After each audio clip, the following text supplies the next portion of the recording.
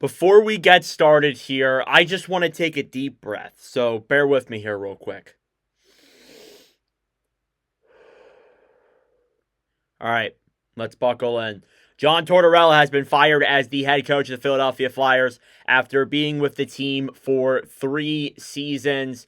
And yeah, I've had a lot of thoughts on this channel over the last couple of years with Tortorella. One of my more popular videos on the channel is me talking about the John Tortorella hiring and me not being particularly happy about it. Again, Tortorella would go on to prove to me that that narrative kind of did change a little bit, at least in the first 2 years of him being there.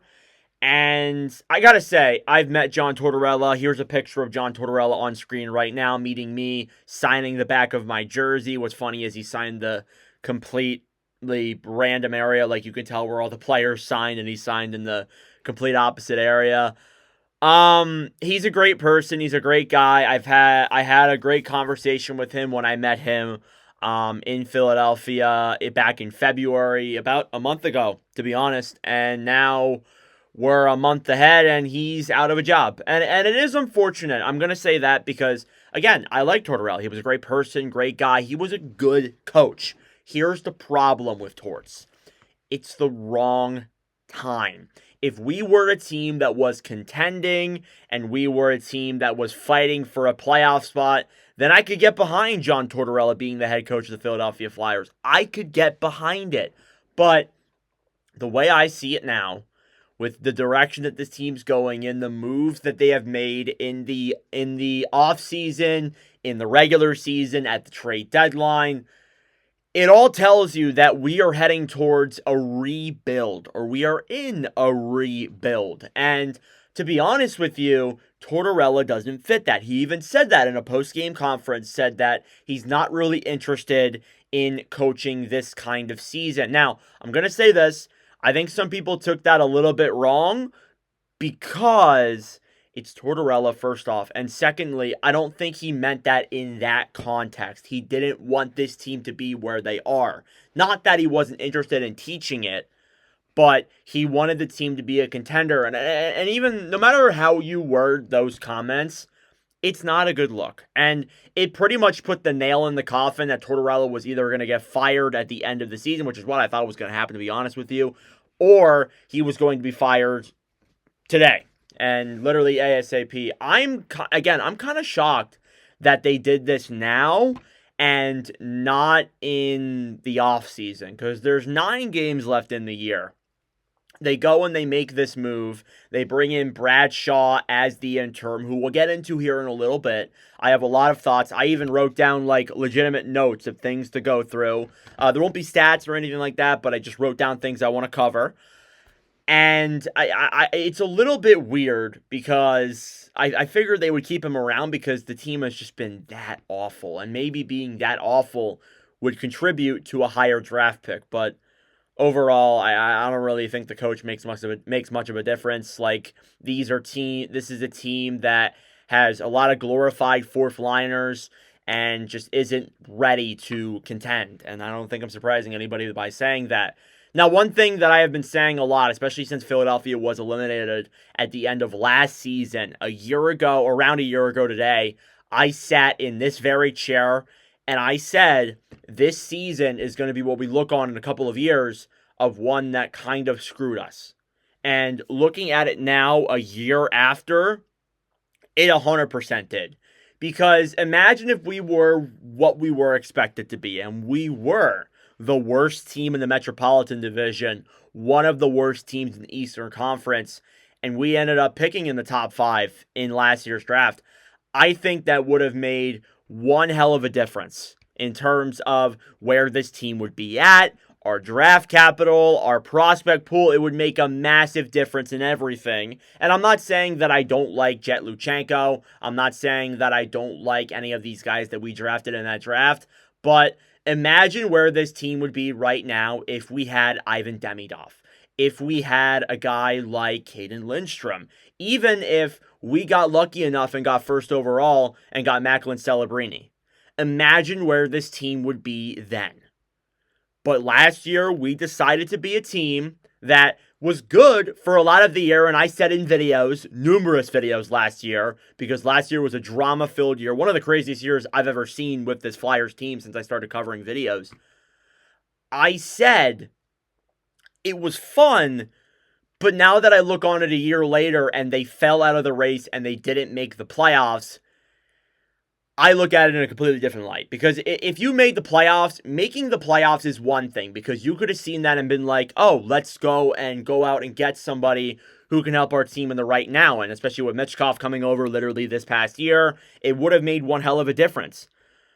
But now, like, I like Luchenko. I think Luchenko is going to be a very good, at best, probably second-line center, low-end first-line center.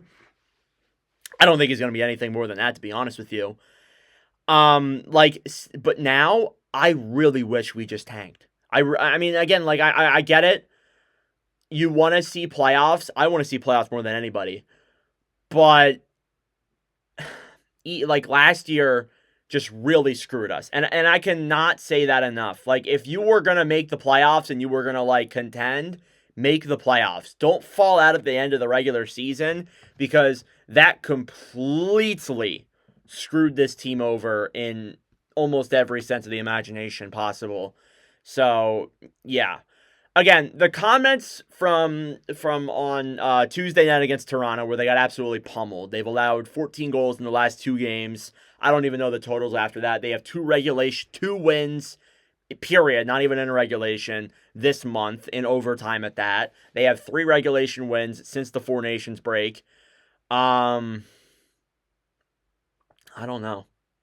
I truly don't know. With the comments with Tortorella, again, I already kind of went into them a little bit. I understand them in a way, but it really was the nail in the coffin. It really was. It really kind of said that, yeah, like, he not only, like, and we even heard today, too, that apparently, like, he might have even resigned. He might have stepped down. It might not even have been the Flyers fired him. I feel like seeing how Friedman and, you know, local media outlets said that he stepped down and then the Flyers said that he was relieved, I kind of take that as he more or less, it was a mutual agreement. I think they knew that Tortorella was not going to be the coach after this year, and that's why when Tortorella probably came to them last night or this morning and said, I want to step down, the Flyers were probably like, okay, it's a mutual agreement. Nice to see you. There's the door, or whatever. And Briere even said, like, this is a hard move for him, and I give a lot of credit to Danny Briere. I give a lot of credit to Briere for doing that, because I was a little bit worried, like, you know, it was said that, like, oh, Keith Jones, Tortorella, and Briere were working together on all this, and they were going to be a part of this. And I'm just like, I get it. I was with it for, like, a year and a half, but after this year really got underway, I was like, yeah, no, I can't see, I don't want to see, like, it made me worried that Briere wasn't going to take the issues that they needed to take and handle them, because he was friends with Tortorella and would value friendship over business. And thankfully, he did value the business of the Flyers and everything with that over his friendship with Tortorella. And it's not easy. Again, I like Tortorella. I think he's a good person. I think he all around, like, had good intentions, but it just wasn't the right fit. Now, the aftermath of Tortorella being gone. Now, first off, Brad Shaw takes over as the interim head coach. He's been with the Flyers for a good little bit. It's good that Shaw's getting a chance, because he's done good things for that organization that I don't think a lot of people really realize, and has been there for a good amount of time. I think he's deserving of getting a shot at a head coaching role. And we'll see how it works out. Again, he only has 9 games.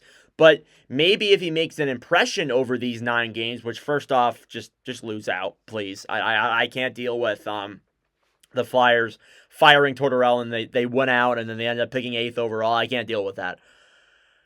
Maybe they'll give him a run at the job when they review in the offseason. We'll see. We'll honestly see, to be honest with you, with Shaw. But the aftermath, there's a lot of good that comes from this. First and foremost, the narrative of players not wanting to play in Philadelphia, it doesn't fully go away. Not saying that whatsoever. It's still there. It's still a thing that exists, and players don't want to go to Philadelphia. Players don't want to go to other places. I feel like a big part in that, though, is going to go away, because Tortorella was a big thing that scared a lot of people away from playing with the Flyers. And I think that there was even a poll that was put out by The Athletic where they asked NHL players various questions, and they asked, what coach would you not want to play for? I'm pretty sure Tortorella was number one.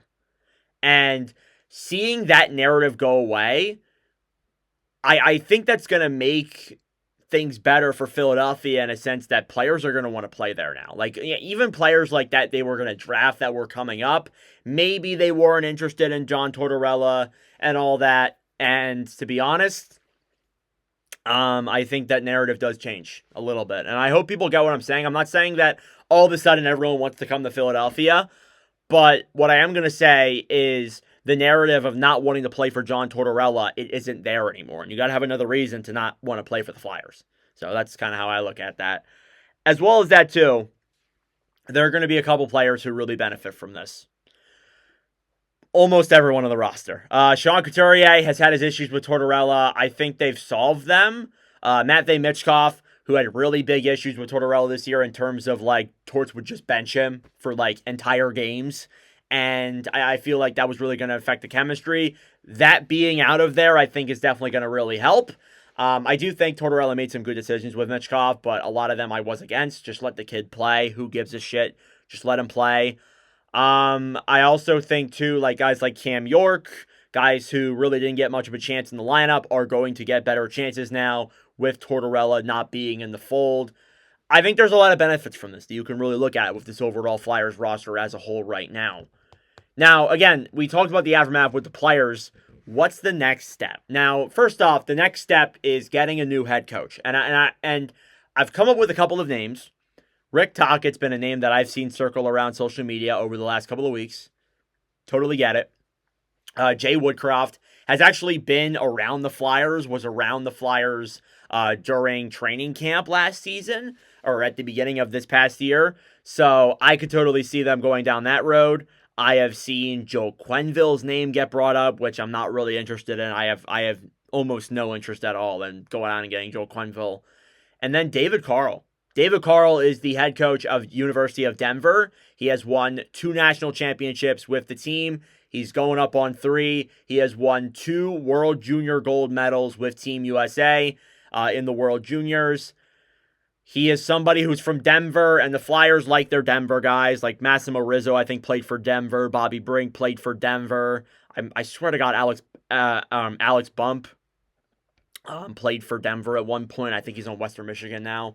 But the Flyers have their guys who came from Denver, and like he is my number one target because not only he is a winner, he's been with young players, he can coach young players, and we're a young team. We are a young team who needs a new face. And I get it, like we might be scared from college coaches because of Dave Haxtell, and people hate Dave Haxtell, and I get that. I understand that from the Flyers' perspective. I wasn't really a fan when Haxtell was the coach. Again, I became a Flyers fan in like 2018, so I saw a little bit of it, but I didn't see the full picture. Overall, my number one guy is David Carl. I wouldn't mind seeing a guy like Jay Woodcroft or even Rick Tocchet, but for Tocchet, you have to pull him out of his own job. And seeing the absolute disaster class that is going on in Vancouver, I don't know if I can really wrap my head around that. I don't want John Tortorella. I don't want Joe Quenneville either. No chance. I've heard Lapierre's name get brought up. I wouldn't be entirely against that. Entirely.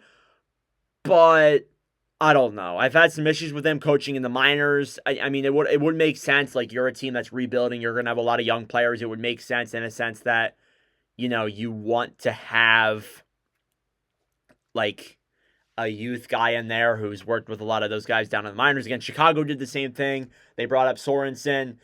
There's some people who really don't like Sorensen, but he has caught up some of the younger players, which I think is a big benefit as opposed to Luke Richardson there in Chicago. Maybe Lapierre does something like that. To be honest with you, like, I mean, I really don't know. David Carl is my number one. I would put Woodcroft at 2. I guess Tocchet at 3. I mean, there's probably names that I'm forgetting, to be honest, and there's obviously going to be names that submerge, again, as we move further and further along. But I do trust Briere. I trust Briere with what he's going to do. I trust his instincts. I trust his knowledge. I know what he can do, what he is capable of, and I trust in the fact that he will be able to get this done and be able to um, get a coach in there that I think is the right fit. Now, again, outside of the coaching, moving into the next steps, you obviously got to look at the draft and free agency and all of that because your playoff picture is gone. You're not making the playoffs. It's not happening. You can just forget it, to be honest. Um, I'm really looking forward to the draft because a sense that they're gonna have a top 5 pick more likely than not. If they're number 5 or number 4, or maybe when they get lucky and get into the top 3, or they win the lottery, you're gonna have a higher pick than you did last year. And you might have a higher pick than you did in 2023. You might even have a higher pick than you did in 2022. So, to be honest, I think this is a great spot for the Flyers to be in a sense that they have the future. They have 3 first-round picks this year. They have 4 second-round picks as well. I highly doubt to you guys they are going to keep all those picks, but I'm telling you right now, the draft and that time is going to be a very fun time to be a Philadelphia Flyers fan, and I'm really looking forward to it. But as of right now, it is a day where it's a lot of uncertainty moving forward with the Philadelphia Flyers. So let me know your thoughts in the comment section down below. I just went on for about like 20 minutes talking about the Flyers. But yeah, this is definitely an interesting time. I remember when Vigneault was fired, and I made a video on that. I remember when Tortorella was named the head coach. I was against it. I had some great memories with Tortorella, him being suspended, just the arguments on the ice, the press conferences. Those press conferences were some of my favorite things in the world to witness. And it's over. It's it. The Tortorella era has come to an end in Philadelphia.